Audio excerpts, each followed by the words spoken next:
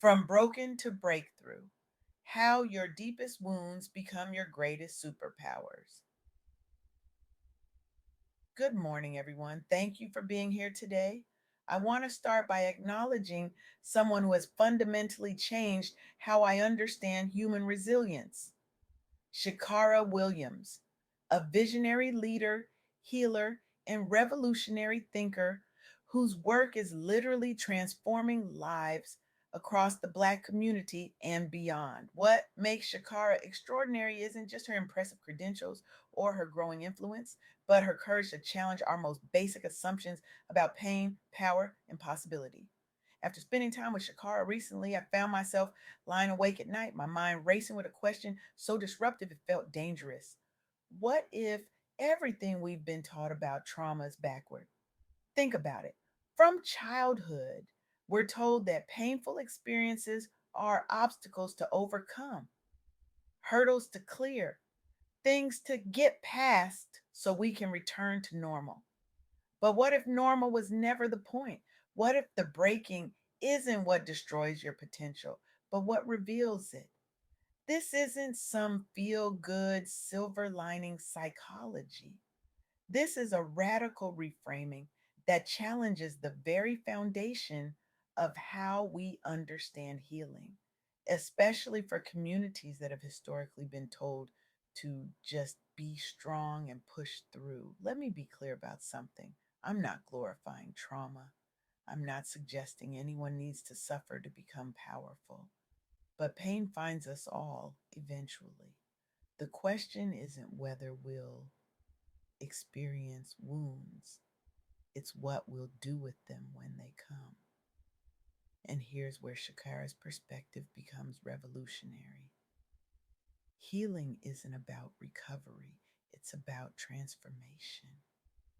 It's not about becoming whole again, it's about becoming something greater, someone with unique insights and abilities that simply weren't possible before the breaking. Imagine a world where your divorce isn't just a failed marriage, but the beginning of a profound journey toward authentic connection. Where your family dysfunction isn't just painful history, but the source of your extraordinary empathy. Where the racism or sexism you faced isn't just injustice to overcome, but fuel for creating systemic change. This isn't theoretical.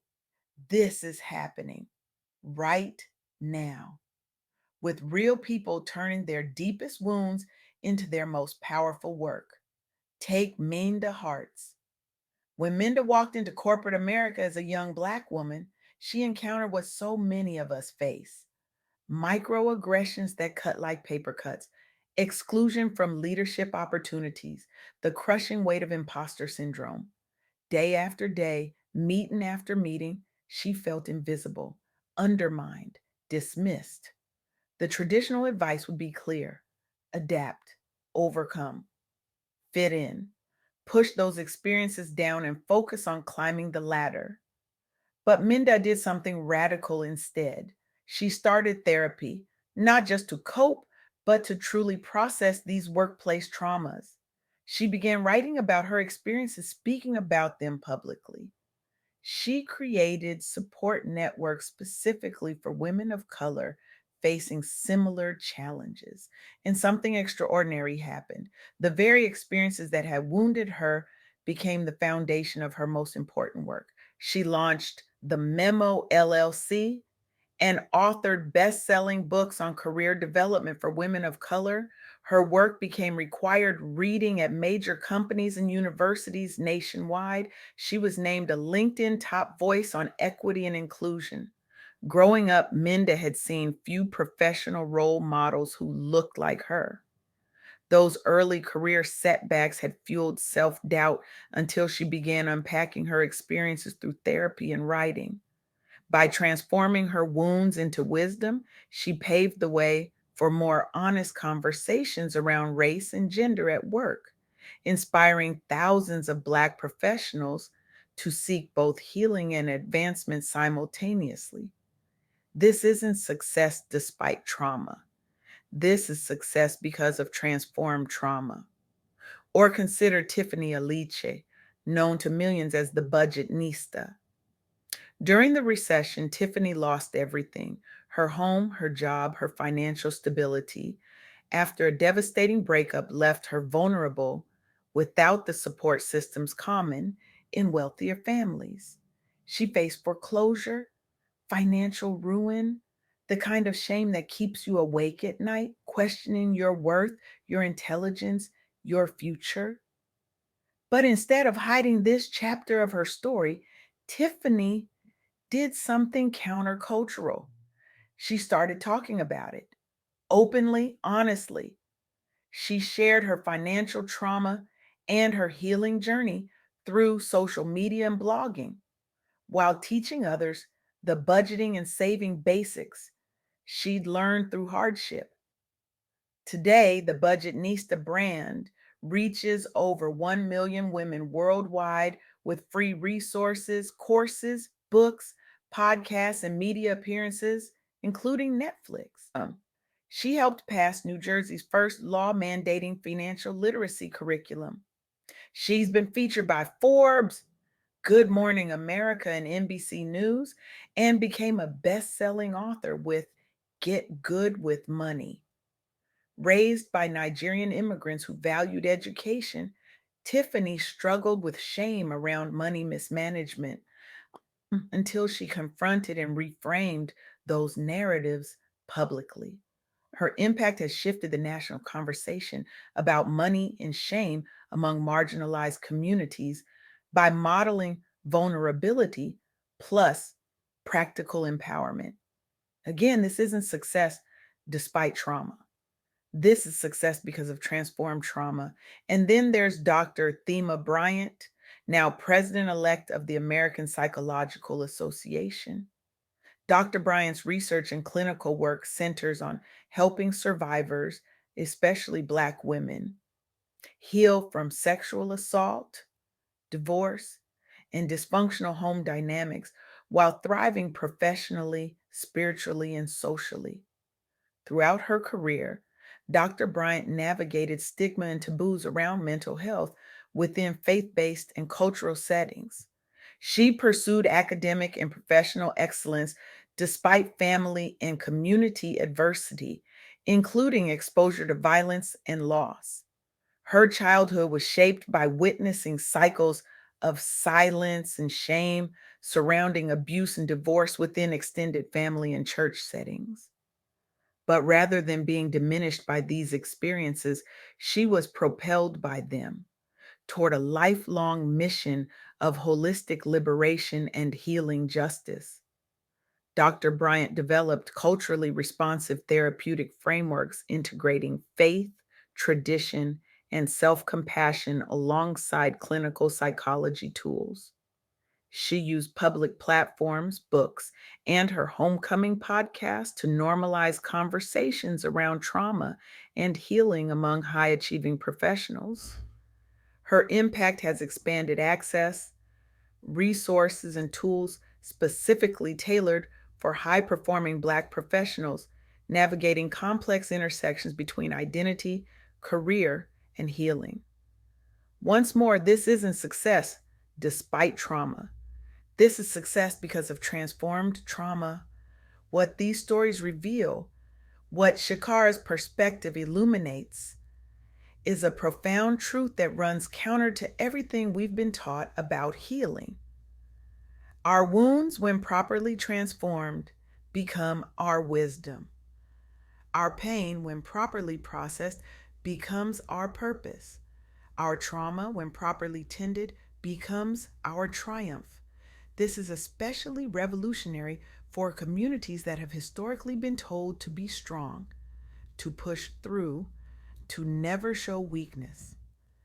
In Black communities, particularly, there's often been a culture of silence around personal struggles, a pressure to present as unbreakable, even when breaking inside. But as Shicarra pointed out in our conversation, this approach doesn't just harm individuals, it blocks the very innovation, leadership, and authentic connection our communities desperately need. When we hide our wounds, we hide our wisdom too. When we bury our pain, we bury our purpose too. When we deny our trauma, we deny our potential triumph too. The implications of this perspective are staggering. It doesn't just change how we view our past traumas, it changes how we approach current challenges and future possibilities. It transforms the very narrative of our lives from one of victimhood to one of agency and purpose. And perhaps most powerfully, it creates space for authentic connection in a world starving for it. When we own our stories, the beautiful and the broken parts, we create permission for others to do the same. We break generational cycles of silence. We model a new kind of strength, not the strength of impenetrable armor, but the strength of radical honesty and vulnerability. As Shicarra emphasized, this is especially crucial for entrepreneurs and leaders. In a marketplace saturated with perfect images and polished brands, the leader who dares to be real, who has done the inner work to transform their wounds into wisdom, stands out not just as authentic, but as genuinely transformative. So, what does this mean for you, for your wounds, for your work in the world?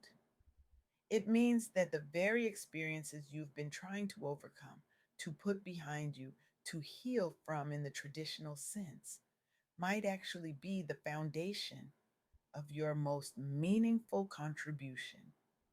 It means that the divorce that broke your heart might be preparing you to help others navigate relational transitions with more grace and authenticity. It means that the family dysfunction you survived might be equipping you with insights about human behavior that others simply don't have. It means that the professional rejection or discrimination you faced might be fueling a determination to create more equitable systems. But, and this is crucial, transformation doesn't happen automatically. Wounds don't become wisdom without intentional work. Pain doesn't become purpose without processing.